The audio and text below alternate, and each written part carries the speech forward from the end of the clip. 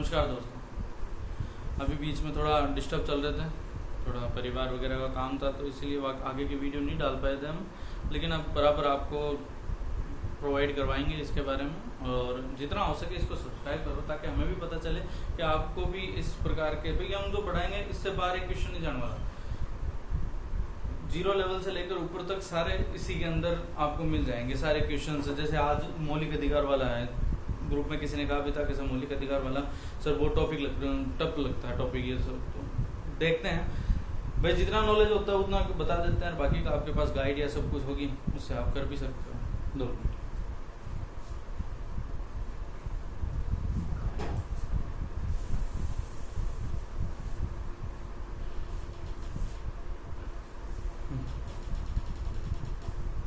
हाँ सर, थोड़ा कोई आगे था।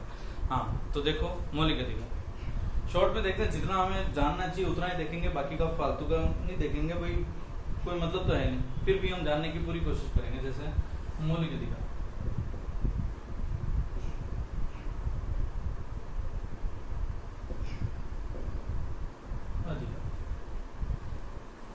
संविधान के अंदर भाग 3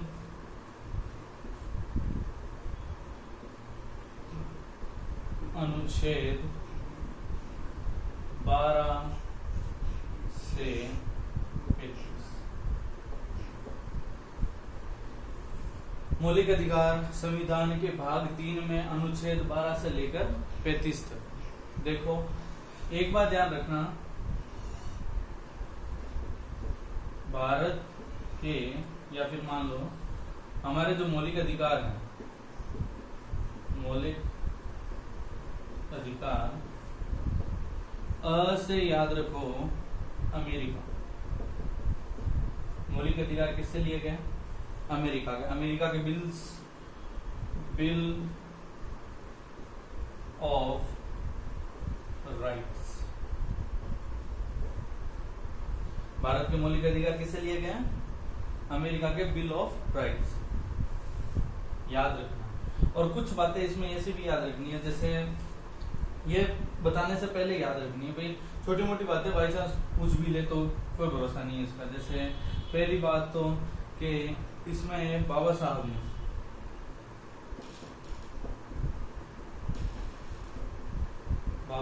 ने इसमें संविधान के, चलो छोड़ो इसको,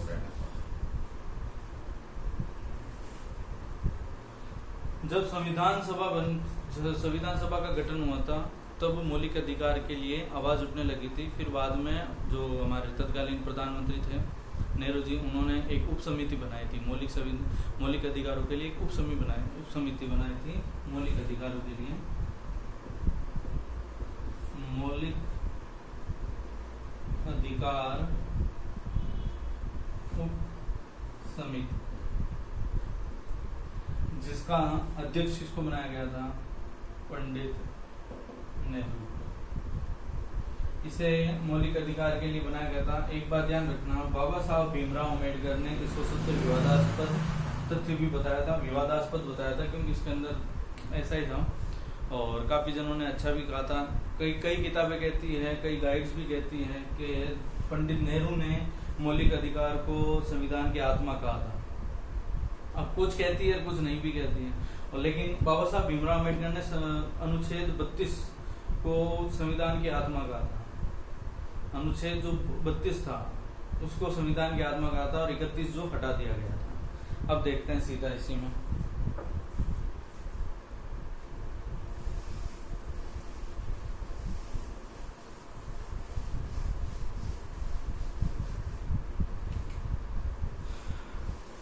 जब मौलिक अधिकार बने थे, तो मौलिक अधिकार जब बने थे तब तो कितने थे? सर्वप्रथम जब शुरुआत की थी मौलिक अधिकार बने थे तब 7 मौलिक अधिकार थे, उनमें से एक अधिकार हटा दिया, और अब हमारे पास कितने हैं? 6 मौलिक अधिकार। हटाया कौन सा था? एक हटाया था, देखो 44वें संविधान संशोधन में 44वें संविधान संशोधन 1978 संपत्ति का अधिकार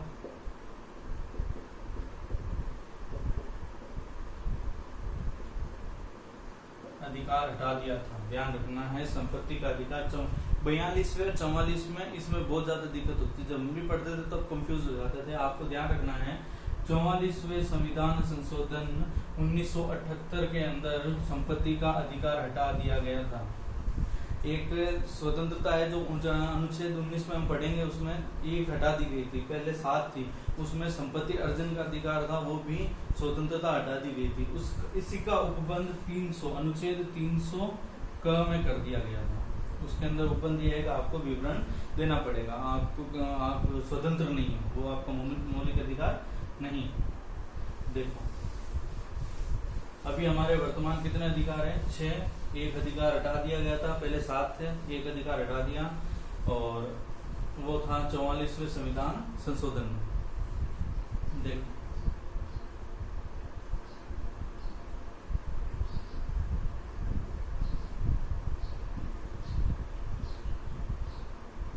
पहला है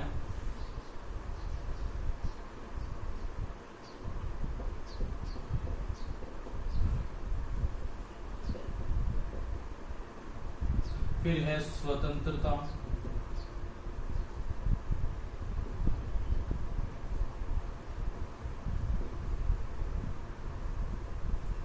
फिर आता है शोषण के विरुद्ध अधिकार,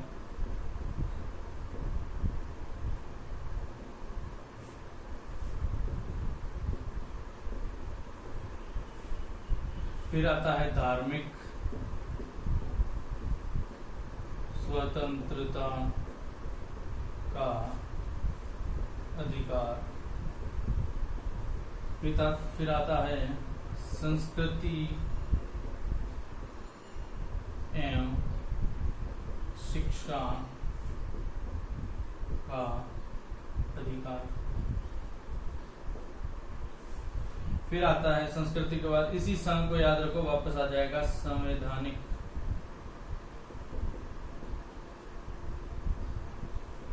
उपचारों का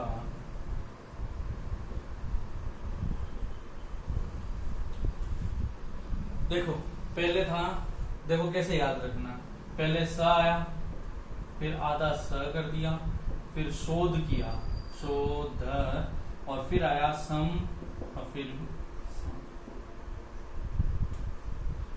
समता का अधिकार, आधा स स्वतंत्रता का अधिकार, शोषण के विरुद्ध अधिकार, धार्मिक स्वतंत्रता का अधिकार, संस्कृति एवं शिक्षा का अधिकार और संवैधानिक उपचारों का अधिकार। ये थे। इसके बीच में एक और था जो संपत्ति का अधिकार था, वो हटा दिया था, संपत्ति का अधिकार हटाया गया था। अब ध्यान देना है, देखो इसको बाबा साहब भीमराव अम्बेडकर ने कहा था कि यह है संविधान की आत्मा।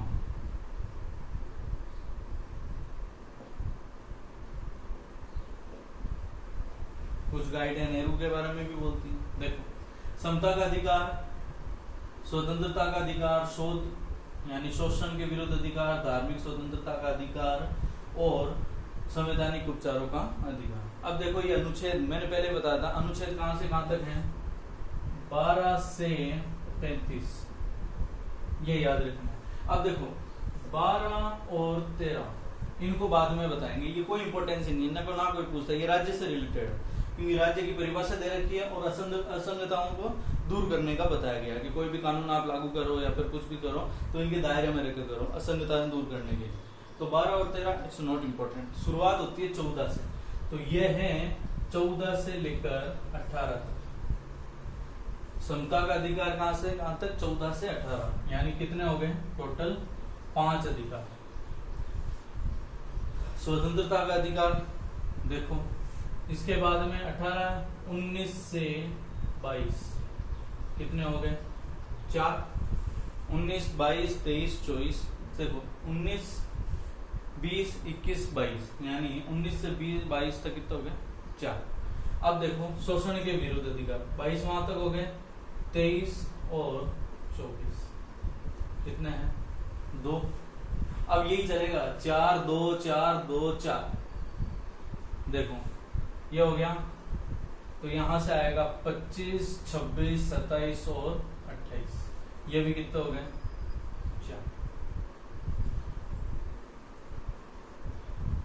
संस्कृति और शिक्षा का अधिकार 28 पे खत्म हुआ। ये होगा 29, ये 30। ये अल्पसंख्यकों के लिए है, अल्पसंख्यक जो भी हैं उनके लिए है। ये कितने हो गए? फिर से 2। संवैधानिक उपचारों का अधिकार, संवैधानिक उपचारों का अधिकार यहाँ पे कितने हो गए? 30। 31 हटा दिया, 32 से शुरू करो, 32 से 35। 5, 4, 2, 4, 2, 4। 5 है ऊपर वाला, 4 से शुरू करो और 2 का देखते। समता का अधिकार 14 से 18। स्वतंत्रता का अधिकार 19 से 22। शोषण के विरुद्ध अधिकार 23 से 24। धार्मिक स्वतंत्रता का अधिकार 25 से 28। संस्कृति और शिक्षा का अधिकार 29 से 30 और संवैधानिक उपचारों का अधिकार 32 से 35। थोड़ा कठिन लगेगा। देखो नॉर्मल अगर आप तैयारी कर रहे हो ना तो यहाँ तक याद भी रखोगे ना तो वो भी बहुत है। फिर बाद में दूसरी और बातें पूछी जाती हैं जब आप हाई लेवल तैयारी करते हो। लेकिन अगर आप 10th या 12th लेवल तक की तैयारी के लिए कर रहे हो तो फिर आप इतना भी याद रखोगे तो आपके लिए बहुत है। क्योंकि वो यही पूछते हैं समता का अधिकार कहाँ से कहाँ तक है, हो सकता है स्वतंत्रता का पूछ ले, संस्कृति और शिक्षा का अधिकार किन के लिए बनाया गया, ये भी थोड़ा ध्यान रखना। ये अल्पसंख्यकों के लिए है। अल्पसंख्यक जितने भी पावरफुल बनाए ना इन्हीं में बनाए कि वो अपनी संस्कृति बनाए रख सकते हैं, संस्कृति को की शिक्षा प्राप्त कर सकते हैं, कोई बाध्य नहीं करेगा, संस्कृति कोई सी भी अपना सकते हो। ये इसके अंदर बताएगा। ये अल्पसंख्यकों के लिए। ये देखो समता का अधिकार पहले पढ़ता है। समता का अधिकार थोड़ा थोड़ा हार्ड लगेगा, बाकी इतना भी नहीं है, आप याद हो जाएगा आसानी से।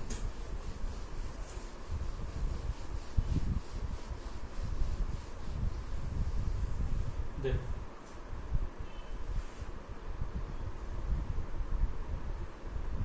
14, 15, 16, 17, 18। देखो समता का अधिकार कहां तक है? अनुच्छेद 14, अनुच्छेद 15, अनुच्छेद 16, अनुच्छेद 17, अनुच्छेद 18। इससे बाहर क्वेश्चन जाएगा ही नहीं, देख लेना। अभी जितना भी हम इसका पढ़ेंगे 1-2 या पार्ट होंगे उसमें देख लेंगे। देखो 14 विधि के समक्ष, विधि के समक्ष समानता। अनुच्छेद 14 क्या कहता है? विधि के समक्ष समानता, यानी हमारे भारतीय कानून के समक्ष सभी व्यक्ति के साथ किसी भी प्रकार का भेदभाव नहीं होगा। कानून सबके लिए बराबर होगा। कानून के अंदर किसी से भी भेदभाव नहीं किया जाएगा। ये नहीं कि इसके लिए ये कानून, इसके लिए ये कानून, सबके लिए बराबर है। तो इस प्रकार का विधि के समक्ष समानता। अब देखो 15, ये तो छोटा सा ही है 15, इसमें थोड़ा ध्यान रखना। देखो जाति समाज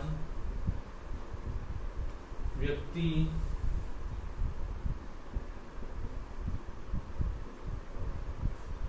जाति समाज लिंग व जन्म स्थान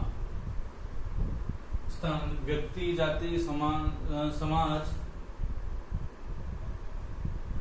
लिंग व जन्म स्थान के आधार पर कोई किसी से भेदभाव नहीं करेगा। ये भेदभाव के लिए, ये दोनों देखो, एक तो ये और एक ये अस्पृश्यता का अंतर, ये दोनों भेदभाव के लिए बने कि आप किसी से जाति समाज या लिंग या धर्म जाति, ये व्यक्ति धर्म जाति समाज लिंग व जन्म स्थान के आधार पर आप किसी से भेदभाव नहीं करोगे। इसके अंदर ध्यान रखना। अगर देखो, अगर आपने नॉर्मल लेवल की तैयारी की कर रहे हो, जैसे 10th लेवल या 12th लेवल, मैंने पहले भी बताया, इस बार फिर बता रहा हूँ, आप इतना ही याद रख लोगे तो बहुत है। लेकिन आप हाई लेवल तैयारी कर रहे हो, जैसे जिसमें ग्रेजुएशन मांगी हुई है, तो अगर उसका कोई कंपटीशन एग्जाम होगा, जैसे अधीनस्थ बोर्ड वगैरह, तो इनके बारे में और अंडर पूछेगी। अगर आप ग्रेजुएट लेवल की कर रहे हो तो फिर इसमें ध्यान रखना है कि इसके अंदर एक अलग अलग पार्ट भी है, जैसे 1, 2, 3, 4, यानी 15-1, 15-2, 15-3, 15-4 और 15-5। पहली बात तो सबसे पहले इसी में इनकी थोड़ा ध्यान रख लेना, जैसे ये कि ये बात वापस किस में बताई है, इसी में कि कोई भी धर्म, जाति, समाज, लिंग व जन्म स्थान के आधार पर भेदभाव नहीं करेगा। ये बात वापस इसमें बता दी। अब सेकंड नंबर में वापस देखो, सार्वजनिक स्थानों पर ये मान लो, देखो जैसे सार्वजनिक स्थान कौन से हो गए, जैसे कोई होटल हो गया, मंदिर हो गए, तालाब हो गए, वहां पर यहाँ पे किसी प्रकार का किसी भी आदमी से भेदभाव नहीं किया जाएगा। क्योंकि पहले क्या हुआ, घटनाएं बहुत ज्यादा फैली हुई थी वेदों के अंदर, उन सब में बताया गया है कि भाई जो व्यवस्था है, वर्ण व्यवस्था, उसके आधार पर क्या फैली हुई थी। तो ये बहुत बढ़िया बनाया उन्होंने, सबको समानता देने के लिए बनाया था बाबा साहब ने। सार्वजनिक स्थान पर किसी प्रकार का भेदभाव नहीं करेगा, ये कौन कहता है, 15(2).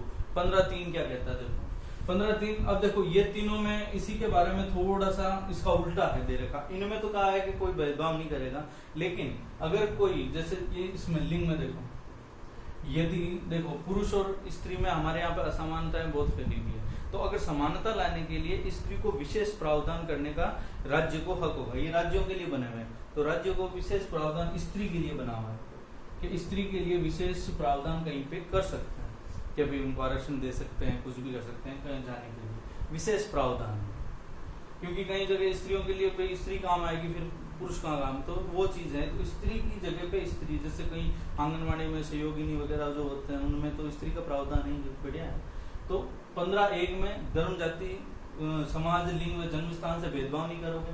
15(2) में कहा गया है कि सार्वजनिक स्थानों पे कोई भेदभाव नहीं करोगे। लेकिन 15(3) में कहा है कि अगर सरकार चाहे समानता लाने के लिए, तो और अगर दायरा कम करने के लिए, क्योंकि असमानताएं बहुत ज्यादा फैली हुई है, तो इस लिंग के आधार पर आप स्त्री को विशेष प्रावधान दे सकते हैं। फिर इसमें देखो चौथे के अंदर, अगर देखो इसके अंदर तो कह दिया कि स्त्री को प्रावधान है विशेष। अब ये दोनों है शैक्षणिक, देखो ये तो है सरकारी शिक्षा, 1951 के पहला संविधान संशोधन 1951 के अंदर ये जोड़ा गया था। एक तो ये भी शिक्षा से है, एक 21 क शिक्षा से है, और एक नीति निर्देशक तत्व में 45 अनुच्छेद जो 45 है वो भी शिक्षा से जुड़ा हुआ है। इसके अंदर ये कहा गया है सरकारी शैक्षणिक संस्थाओं वगैरह में, इनमें जो SC/ST हैं उनके लिए आप विशेष प्रावधान कर सकते हो। सरकारी के लिए जो दलित होते हैं, शोषित वर्ग होता है, उनको सरकारी या किसी भी निजी सरकारी प्रावधानों में आप कर सकते हो। जैसे सरकारी स्कूल होते हैं उसमें SC/ST के या पिछड़े वर्ग के या इकोनॉमिकली कंडीशन खराब होती है, उनके लिए विशेष प्रावधान सरकार कर सकती है। ये कहता है 15(4).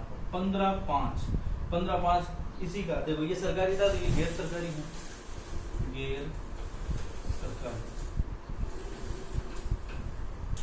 सरकार चाहे तो गैर सरकारी या निजी विद्यालय या निजी विश्वविद्यालय के अंदर दलितों के लिए या इकोनॉमिकली कंडीशन खराब के लिए विशेष प्रावधान कर सकते। चलो ये तो हो गया 15।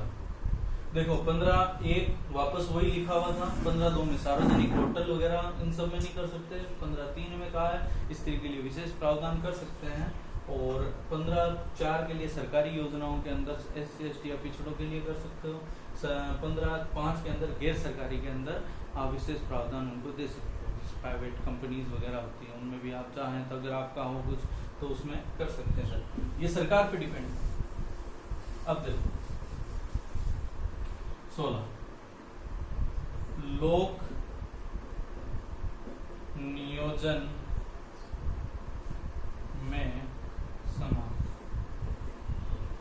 भाई लोक नियोजन क्या होता है? लोक नियोजन, अब तो हम लोग हो गए सब। देखो लोक नियोजन का मतलब है नौकरी। सरकारी नौकरियों में सभी को समानता दी जाएगी, चाहे वह कहीं भी हो, किसी भी प्रकार का भेदभाव नहीं किया जाएगा। सरकारी नौकरी में,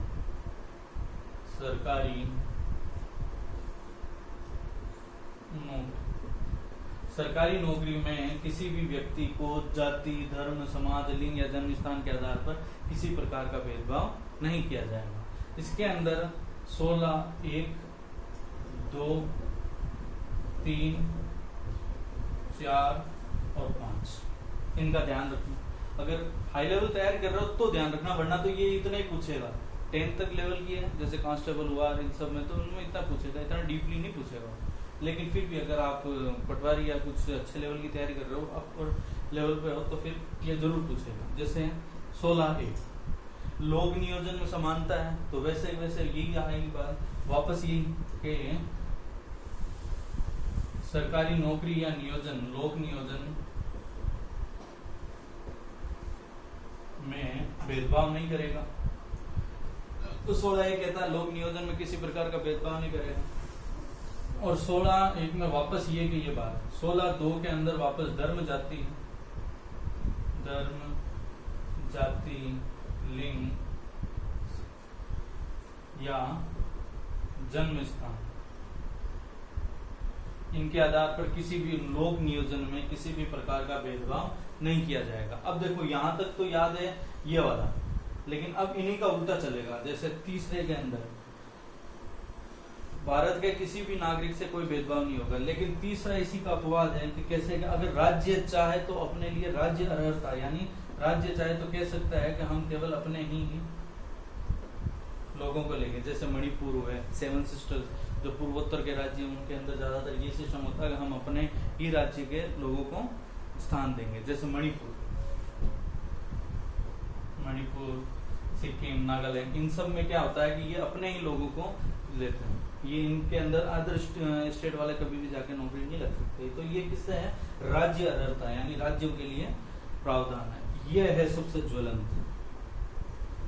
अगर सरकार चाहे तो समाज में फैली कुरीतियां या ऊंच नीच या भेदभाव को खत्म करने के लिए, समानता लाने के लिए आरक्षण ला सकती है। ध्यान रखना, मौलिक अधिकार के 16(4) के अंदर आरक्षण की बात की गई है समानता लाने के लिए, कि भाई SC ST और पिछड़ों के लिए अगर समानता, क्योंकि वो पिछड़ गए, उनकी आर्थिक स्थिति इतनी है ही नहीं कि वो पढ़े लिखे आगे बढ़े, तो उस समय उन्होंने कहा था कि ये एक व्यवस्था करो ताकि ये भी समानता ला सके। आरक्षण समानता लाने के लिए आरक्षण जातीय आधार पर, जातिगत आधार पर था, कोई भी आर्थिक आधार पर नहीं था। ये समानता आरक्षण जातिगत आधार पर। और वैसे ही इसके अंदर 5वां, इसके अंदर आरक्षण इसका दे रखा है। इसके अंदर कहते हैं आरक्षण, जैसे अब मान लो कि कोई मदरसे है या फिर कोई पारी पाठशाला या संस्कृत पाठशाला, संस्कृत पाठशाला के अंदर किसी आप मुस्लिम धर्म के अभ्यर्थी को जगह दोगे तो वो उसको जानता ही नहीं है। जब संस्कृत के बारे में या उसके जो वेद वगैरह हैं उनके बारे में नहीं जानता, तो वो नहीं कर सकता। ये धर्म के, यदि कोई धार्मिक संस्था है उसके अंदर विशेष आरक्षण है, कभी वो अपने धर्म के लोग को ही